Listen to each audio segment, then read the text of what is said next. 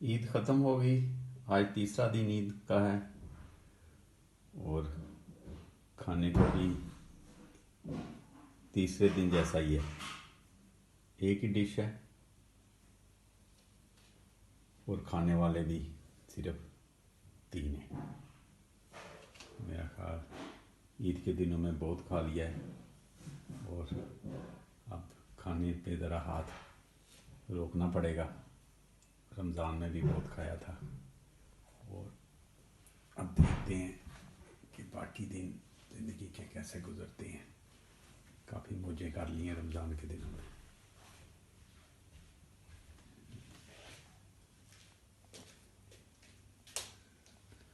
लो जी, ईद भी गई, टरू भी गया ते अज मरू भी गया।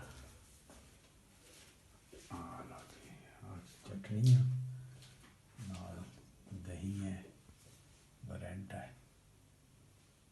और इसका नाम क्या है? उस्मानी टेला। लेम का छोटा छोटा गोश्त और उसको कढ़ाई में बनाया गया है।